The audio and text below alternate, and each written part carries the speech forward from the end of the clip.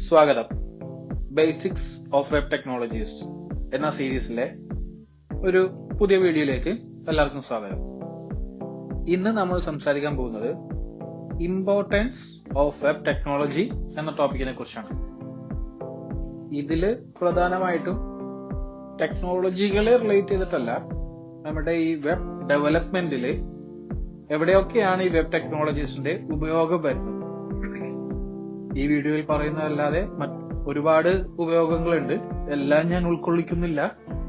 പ്രധാനമായിട്ടും വരുന്ന ചില കാര്യങ്ങൾ മാത്രമായിരിക്കും ഈ വീഡിയോയിൽ പറയുന്നത്. കാരണം ഇത് ബേസിക് ആയിട്ടുള്ള ഒരു തിയറിയാണ്, ഒരു ഡെവലപ്പറിന്റെ മൈൻഡ് സെറ്റിൽ ഇരിക്കേണ്ട ഒരു ചെറിയൊരു കാര്യമാണ്. ഓക്കെ, അപ്പൊ നമുക്ക് വീഡിയോയിലേക്ക് കയറാം.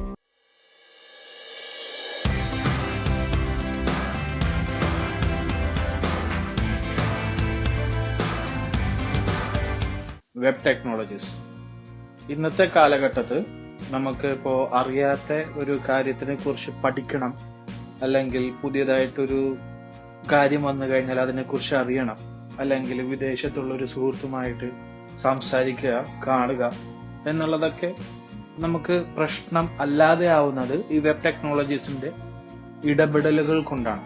ഉദാഹരണം പറയുകയാണെങ്കിൽ, ഇപ്പോ നിങ്ങൾ ഈ വീഡിയോയിൽ എത്തിപ്പെട്ടത് നിങ്ങൾക്ക് വെബ് ഡെവലപ്മെന്റിനെ കുറിച്ച് അറിയാൻ വേണ്ടിയിട്ടുള്ള ഒരാഗ്രഹം മൂലമാണ് നിങ്ങൾ ഈ വീഡിയോയിലേക്ക് എത്തിപ്പെട്ടത്. എല്ലാം നിങ്ങളുടെ വിരൽത്തുമ്പുകളിൽ നിങ്ങൾക്ക് കിട്ടും. ഇതൊക്കെ നടക്കുന്നത് വെബ് ടെക്നോളജീസിന്റെ ഇടപെടലുകൾ കൊണ്ടാണ്. ഈ കാര്യങ്ങളെ കുറിച്ചായിരിക്കും നമ്മൾ ഇന്ന് സംസാരിക്കാൻ പോവുക. Global connectivity, information access, communication and social interaction, E commerce, education and E learning, business and productivity, innovation and development, entertainment and media, accessibility and inclusivity, data storage and security. ആദ്യം പറയാൻ പോകുന്നത് ഗ്ലോബൽ കണക്ടിവിറ്റിയെ കുറിച്ചാണ്. ആ പേര് സൂചിപ്പിക്കുന്നത് പോലെ തന്നെ ഇന്നത്തെ കാലഘട്ടത്തിൽ നമുക്കൊരു സുഹൃത്തുമായിട്ട് ഇടപഴകുക എന്നുള്ളത് അത്രയ്ക്ക് കഠിനമായ ഒരു കാര്യമല്ല. വിദേശത്തുള്ളവരാണെങ്കിലോ സ്വദേശത്തുള്ളവരാണെങ്കിലോ, അല്ലെങ്കിൽ നമുക്ക് പൊസിഷനിൽ നിൽക്കുന്ന ഒരാളുമായിട്ട് ഇടപഴകാനാണെങ്കിലും എല്ലാം സാധിക്കും. നമുക്കിപ്പോ ദൂരം എന്നുള്ളത് ഒരു പ്രശ്നമല്ലാത്തൊരു ചുറ്റുപാടാണ്. വെബ് എന്ന് പറഞ്ഞാൽ, ഞാൻ ആദ്യത്തെ വീഡിയോകളിൽ പറഞ്ഞതുപോലെ തന്നെ, ഭൂമിയുടെ മുകളിൽ വന്നിരിക്കുന്ന ഒരു നെറ്റ്വർക്ക് എന്ന് നമുക്ക് പറയാം. ആ നെറ്റ്വർക്കിലൂടെ നമുക്ക് ആരുമായിട്ട് വേണമെങ്കിലും സംസാരിക്കാം, കാണാം, അല്ലെങ്കിൽ ആശയവിനിമയം നടത്താം, ഏത് രീതിയിൽ വേണമെങ്കിലും. അതൊക്കെ പോസിബിൾ ആകുന്നത്, അല്ലെങ്കിൽ അതൊക്കെ നടക്കുന്നത് ഈ വെബ് ടെക്നോളജീസിന്റെ ഉപയോഗം മൂലമാണ്. അടുത്തതായി സംസാരിക്കാൻ പോകുന്നത് ഇൻഫർമേഷൻ ആക്സസിനെ കുറിച്ചാണ്. വെബിൽ അല്ലെങ്കിൽ ഇന്റർനെറ്റിൽ ഉള്ള ഒരു കാര്യത്തിനെ കുറിച്ച് നമുക്ക് അറിയണം എന്നുണ്ടെങ്കിൽ എവിടെ ഇരുന്ന് വേണമെങ്കിലും നമുക്കത് എടുക്കാവുന്നതാണ്. ഇപ്പോ ഉദാഹരണത്തിന് നിങ്ങളുടെ ആധാർ കാർഡുകൾ അല്ലെങ്കിൽ ഏതെങ്കിലും ഡോക്യുമെന്റ്, ഗവൺമെന്റ് ഡോക്യുമെന്റ് ആയിക്കോട്ടെ, അത് നിങ്ങളുടെ കയ്യിലില്ലെങ്കിൽ കൂടെ നിങ്ങൾക്ക് ഇന്റർനെറ്റ് ഉപയോഗിച്ച് നിങ്ങൾക്ക് ഉപയോഗിക്കാവുന്നതാണ്. ഇപ്പോ ഉദാഹരണത്തിന് ഏതെങ്കിലും ഒരു സെന്ററിൽ ചെന്നിട്ട് അവര് പ്രൂഫായിട്ട് എന്തെങ്കിലും ഡോക്യുമെന്റ് ചോദിച്ചാൽ നമ്മുടെ കയ്യിലില്ല. ആ സമയത്ത് നമുക്ക് നമ്മുടെ ഫോൺ മൂലം ഇതേപോലെ ഡൗൺലോഡ് ചെയ്തെടുത്തോ അല്ലെങ്കിൽ ഫോണിൽ ഉള്ള ഇമേജ് കാണിച്ചോ എങ്ങനെ വേണമെങ്കിലും നമുക്ക് ആ ഒരു കാര്യം ചെയ്യാവുന്നതാണ്. അതേപോലെ നിങ്ങൾക്ക് അറിയേണ്ടതിനെ കുറിച്ച്, ഇപ്പോ ഈ ഒരു വീഡിയോയിൽ നിങ്ങൾ എത്തിപ്പെട്ടതാവട്ടെ, നിങ്ങൾക്ക് ആഗ്രഹമുള്ള ഒരു വിഷയത്തിനെ കുറിച്ച് കൂടുതൽ അറിയുക എന്നുള്ളതും ഇന്നത്തെ ചുറ്റുപാടിൽ വളരെ പ്രയാസമുള്ള ഒരു കാര്യമല്ല, വളരെ നിസ്സാരമായിട്ട് ചെയ്യാൻ കഴിയുന്ന ഒരു കാര്യമാണ്. ഇതൊക്കെ സാധിക്കുന്നത് ഈ വെബ് ടെക്നോളജീസ് ഉള്ളത് കൊണ്ടിട്ടാണ്. കമ്മ്യൂണിക്കേഷൻ ആൻഡ് സോഷ്യൽ ഇന്ററാക്ഷൻ, ആദ്യത്തെ ടോപ്പിക്കിൽ സൂചിപ്പിച്ചതുപോലെ വിദേശത്തുള്ള ഒരാളോ അല്ലെങ്കിൽ നമുക്ക് ഒരു ഹയർ അതോറിറ്റി ഉള്ള ഒരാളുമായി കോണ്ടാക്ട് ചെയ്യുക എന്നുള്ളത് ഇന്നത്തെ കാലത്ത് വളരെ ഈസിയായി നടക്കുന്ന ഒരു കാര്യമാണ്. ഇമെയിൽ ഉപയോഗിച്ചോ അല്ലെങ്കിൽ സോഷ്യൽ മീഡിയ വഴിയോ മെസ്സേജ് ചെയ്യുന്ന ആപ്ലിക്കേഷൻസ് വഴിയോ ഇതെല്ലാം ഉപയോഗിച്ച് നമുക്ക് ഷെയർ ചെയ്യേണ്ട ഒരു കാര്യം ആ കേൾവിക്കാരനെ നിസ്സാരമായിട്ട് കേൾപ്പിക്കാൻ പറ്റുന്നതാണ്. അതിനുവേണ്ടി പല പല സാങ്കേതിക വിദ്യകൾ ഇപ്പോൾ നിലവിലുണ്ട്. ഈ സോഷ്യൽ മീഡിയ എന്നുള്ളത് തന്നെ പ്രധാനപ്പെട്ട ഒരു ഉദാഹരണമാണ്. ഇപ്പോ നമ്മുടെ ചുറ്റുപാടുകളിൽ നടക്കുന്ന കാര്യങ്ങളല്ലാതെ ദൂരെയുള്ള കാര്യങ്ങൾ പോലും നമുക്ക് നിമിഷാർത്ഥം കൊണ്ടിട്ട് കിട്ടുന്നു. അത് സോഷ്യൽ മീഡിയ വഴിയാവാം, അല്ലെങ്കിൽ ന്യൂസുകളാവട്ടെ, ഏത് തരം ആയാലും നമുക്ക് നൊടിയിടയിൽ അതിൽ വിവരങ്ങൾ ലഭിക്കുന്നതൊക്കെ ഈ വെബ് ടെക്നോളജീസിന്റെ ഒരു ഇടപെടൽ കൊണ്ടാണ്. ഈയിടെ ഞാൻ ഇൻസ്റ്റാഗ്രാമിൽ ഒരു വീഡിയോ കണ്ടു. അതായത് നേരത്തെ റിപ്പോർട്ട് ചെയ്തിട്ടുള്ള പ്രശ്നം തന്നെയാണ്. അതായത് വലിയ ഒരു കമ്പനിയുടെ ഒരു ഐറ്റം, അതായത് അതൊരു മിഠായിയാണ്. അപ്പോൾ ആ മിഠായി ഉപയോഗിക്കുമ്പോൾ അതിൽ ഒരിക്കലും കാണാൻ പാടില്ലാത്ത ഒരു സംഗതി ആ മിഠായിൽ കാണുകയും അത് ഇദ്ദേഹം ഒരു സോഷ്യൽ മീഡിയ പ്ലാറ്റ്ഫോമിൽ ഷെയർ ചെയ്യുകയും ചെയ്തു. അതിന് തൊട്ടു പിന്നിൽ തന്നെ ആ ഒരു മിഠായിയുടെ ടീമിൽ നിന്നും അവർക്കൊരു മെസ്സേജ് വരികയും അവര് അതിനു വേണ്ട നടപടികൾ ചെയ്യുകയും ചെയ്തു. ഇതൊരു ഉദാഹരണമായി പറഞ്ഞു എന്നേ ഉള്ളൂ. അപ്പോ ഇന്നത്തെ കാലത്ത് നമ്മളേലും വലിയ ഒരു അല്ലെങ്കിൽ ഉപഭോക്താക്കളായി നമ്മൾ ഉപയോഗിക്കുന്ന എല്ലാ സാധനത്തിന്റെയും എന്തെങ്കിലും ഒരു കേടുപാടുകൾ വന്നാൽ അവരുടെ അല്ലെങ്കിൽ അതിന്റെ അധികൃതരെ അറിയിക്കുക എന്നുള്ളത് വളരെ നിസ്സാരപ്പെട്ട ഒരു കാര്യമാണിപ്പോൾ. പിന്നീട് ഇത് സംഭവിക്കുന്നുള്ളതല്ല, അങ്ങനെ ചെയ്യാൻ കഴിയും. ഇമെയിൽ വഴിയോ അല്ലെങ്കിൽ അവരെ കോണ്ടാക്ട് ചെയ്തിട്ടോ സോഷ്യൽ മീഡിയയിൽ അവരെ ടാഗ് ചെയ്യുക എന്നുള്ളതൊക്കെ ഇന്നത്തെ കാലത്ത് നിസ്സാരപ്പെട്ട ഒരു കാര്യമാണ്. അപ്പോൾ ഇതൊക്കെ സാധ്യമാകുന്നത് ഇതുമൂലമാണ്. ഇ-കൊമേഴ്സ് അത് നമ്മളെല്ലാവരും ഒരിക്കലെങ്കിലും ഉപയോഗിക്കാത്തൊരു കാര്യമായിരിക്കില്ല. ഇപ്പോൾ പുതിയതായിട്ട് എന്തെങ്കിലും ഒരു ഷർട്ട് എടുക്കലാവട്ടെ, അല്ലെങ്കിൽ ഒരു കാർ വാങ്ങലാവട്ടെ, മൊബൈൽ ഫോൺ വാങ്ങലാവട്ടെ, ഓൺലൈൻ ഉപയോഗിച്ച് എന്തെങ്കിലും ഒരു സാധനം നിങ്ങൾ വാങ്ങുക എന്നുള്ളതിനെയാണ് ഇ-കൊമേഴ്സ് എന്ന് ഉദ്ദേശിക്കുന്നത്. നിങ്ങൾ ഓർക്കുന്നുണ്ടോന്നറിയില്ല, ഈ ഇ-കൊമേഴ്സ് വന്നതിന് ശേഷം ഇന്ത്യയിൽ ആദ്യമായിട്ടുള്ള MI ഡിവൈസ് വന്നത് ഈ ഓൺലൈൻ മുഖേനയായിരുന്നു. അതുകൊണ്ടാണ് അവർക്ക് ഇത്രയ്ക്ക് തുച്ഛമായ വിലയിൽ അവർക്ക് മൊബൈൽ ഫോണുകൾ ഇറങ്ങാൻ സാധിക്കുന്നത്. അപ്പോൾ ഈ വെബ് ടെക്നോളജീസിന്റെ ഗുണങ്ങൾ ഉപഭോക്താവിനും ഉൽപ്പന്നവർക്കും ഒരേപോലെ കിട്ടുന്നതാണ്. എഡ്യൂക്കേഷൻ ആൻഡ് ഇ-ലേണിംഗ്, അതില് ഏറ്റവും പ്രധാനപ്പെട്ട ഒരു ഉദാഹരണമാണ് ബൈജൂസ്. അവരുടെ എല്ലാ കോഴ്സുകളും ഓൺലൈൻ വഴി ലഭ്യമായിരുന്നു. ഓൺലൈൻ വഴി ചെറു മനസ്സുകൾക്ക് പെട്ടെന്ന് മനസ്സിലാവുന്ന രീതിയിൽ അവര് പറഞ്ഞു മാത്രമല്ലാതെ ആനിമേഷൻസ് ഉപയോഗിച്ചും അവർക്ക് കാണിച്ചു കൊടുക്കുകയും ചെയ്തു. അതുകൊണ്ടിട്ടാണ് ബൈജൂസ് അത്രയൊക്കെ വലിയ ഒരു സക്സസ് ആയി നിന്നിരുന്നത് തുടക്ക സമയങ്ങളിൽ. കോവിഡ് കാലങ്ങളിൽ കുട്ടികളുടെ വിദ്യാഭ്യാസവും ഓൺലൈൻ മുഖേനയായിരുന്നു നടന്നിരുന്നത്. അപ്പോൾ ഈ വെബ് ടെക്നോളജീസിന്റെ ഗുണങ്ങൾ അവിടെയും നമുക്ക് പ്രകടമായി കാണാം.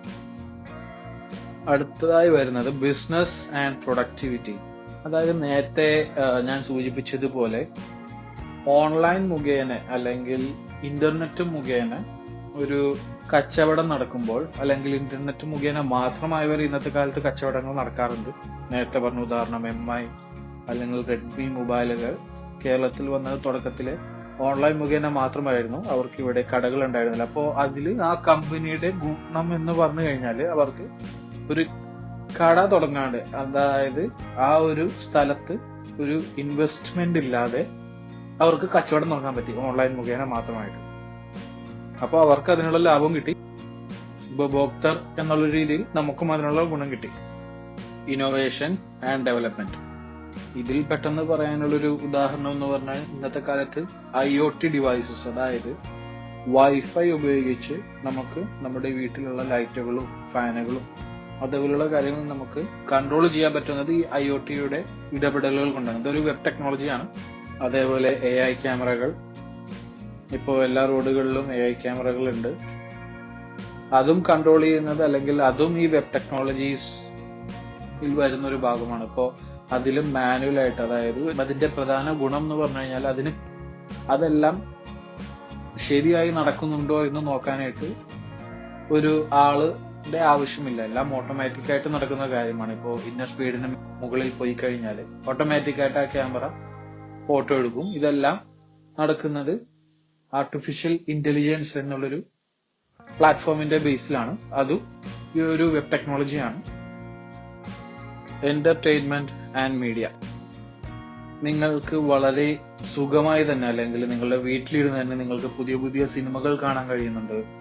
അതല്ലെങ്കിൽ കുട്ടികൾക്ക് ഇപ്പോൾ പുതിയ ഒരു ഗെയിം വന്നു കഴിഞ്ഞാൽ അവർക്ക് അത് വേണമെങ്കിൽ ഓൺലൈൻ മുഖേന അവർക്ക് ആ ഗെയിം കളിക്കാൻ പറ്റുന്നുണ്ട്, ന്യൂസുകൾ കാണാൻ പറ്റുന്നുണ്ട്. ഇതേപോലുള്ള കാര്യങ്ങളെല്ലാം സാധ്യമാകുന്നത് ഈ വെബ് ടെക്നോളജീസിന്റെ അവൈലബിലിറ്റി അല്ലെങ്കിൽ ഈ വെബ് ടെക്നോളജീസിന്റെ സാന്നിധ്യം മൂലമാണ്. ഇപ്പോ സിനിമകൾ കാണുന്ന കാര്യം പറഞ്ഞത് ഈ നെറ്റ്ഫ്ലിക്സ്, ആമസോൺ പ്രൈം, പിന്നെ ഹോട്ട്സ്റ്റാർ ഇതേപോലുള്ള OTT പ്ലാറ്റ്ഫോമുകളിലൂടെയാണ് കൊറോണ കാലഘട്ടങ്ങളിൽ നമ്മൾ പുതിയ പുതിയ സിനിമകൾ കണ്ടിരുന്നതും ഇപ്പോഴും ആ ഒരു ട്രെൻഡ് അവൈലബിൾ ആണ്. അപ്പോൾ അതൊക്കെ ഈ വെബ് ടെക്നോളജീസിന്റെ ഒരു ഗുണമാണ്.